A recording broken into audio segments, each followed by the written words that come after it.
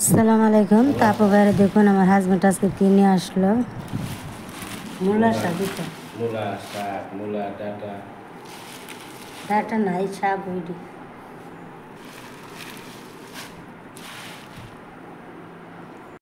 শাকগুলো এখন আমি জোর ছাড়িয়ে শাকগুলা বেছে নিচ্ছি। শাকগুলা মধ্যে এক দুইটা ডাঁটা শাকও আছে। তো দেখুন মূলা শাকগুলা কুচি করে কেটে তারপর ভাজি করব। তো বড় মূলা শাক হলে পাটায় বেটে খাওয়া যেত, তো এগুলাকে আমি দা দিয়ে কেটে নিব। তো দেখুন শাকগুলাকে আমি কেটে নিচ্ছি দা দিয়ে। তো এইভাবে শাক কেটে ভাজি করে নিব আজকে। তো মূলা শাক অনেক দিন পর রান্না করব। বাজার থেকে আমার হাজব্যান্ড নিয়ে আসছে, এখানে নাকি 50 টাকা শাক। তো দেখুন সবগুলো আমি কেটে নিচ্ছি। তো সবগুলো শাক কাটার পরে বাছার পরে অল্প হয়ে গেছে, রান্নার পরে তো আরও কমে যাবে। তো সবগুলো শাক কাটা আমার শেষ। এখন ধুয়ে রান্না করে নেব। তো দেখুন সবগুলো ধোয়া হয়ে গেছে। এখন রান্নার জন্য ফ্রাই প্যানে দিয়ে দিচ্ছি তেল।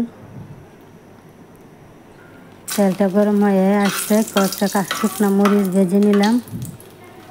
শাক দিয়ে খাওয়ার জন্য শুকনো মরিচটা উঠিয়ে নিচ্ছি। শুকনো মরিচটা হয়ে গেছে।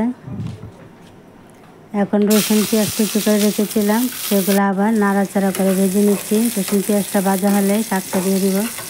রসুন পেঁয়াজটা ভাজা হয়ে গেছে, এখন শাকটা দিয়ে দিচ্ছি।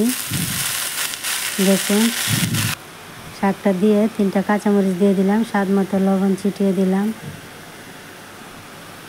এখন ভালো করে নাড়াচাড়া করে নিচ্ছি শাকটা উল্টিয়ে পাল্টিয়ে। তো শাক থেকে অনেকটা পানি উঠে গেছে, আর পানিটা শুকিয়ে শাকটা ঝরঝরা হলে তারপর শাকটা রান্না করে চুলা থেকে নামিয়ে নিব। তো দেখুন যতক্ষণ না পানিটা শুকাবে ততক্ষণ পর্যন্ত আমি শাকটা ভাজতে থাকবো। আর কিছুক্ষণ পর পর এভাবে নাড়াচাড়া করে নিব, উল্টিয়ে পাল্টিয়ে দিব। তো দেখুন শাকটা বেশি করে রসুন পেঁয়াজ দিয়েছি, আর শাকের পানিটাও শুকিয়ে গেছে। শাকটা অনেকটা ঝরঝরা হয়ে গেছে, আর একটু পানিটা টান টান হয়ে গেলে শাকটা নামিয়ে নিব। তো বেশি করে রসুন পেঁয়াজ দিয়েছি মূলা শাকের মধ্যে। বেশি করে রসুন পেঁয়াজ দেওয়াতে শাকটা অনেক বেশি ভালো লাগবে খেতে। শাকটা আমার ঝরঝরা হয়ে গেছে পানি শুকিয়ে। এখন শাকটা নামিয়ে নিব। তো শাকটা নামিয়ে নিলাম, আর এখন শাকটা একটা বাটিতে নিয়ে নিচ্ছি খাওয়ার জন্য। তো দেখুন অনেক সুন্দর একটা গ্রান মূলা শাকের মধ্যে, আর শাকটাও খেতে অনেক বেশি টেস্টি হয়েছে। শুকনা ভাজা মরিচ দিয়ে মূলা শাক কোন কোন আপু ভাইয়েরা পছন্দ করেন অবশ্যই কমেন্টে জানাবেন।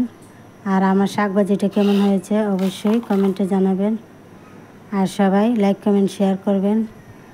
নিত্যদিনের রান্নাবান্না পেতে নিত্যদিনের রান্নাবান্না পেজটি ফলো দিয়ে রাখবেন। আজকে এ পর্যন্তই, সবাই ভালো থাকবেন। আল্লাহ হাফেজ।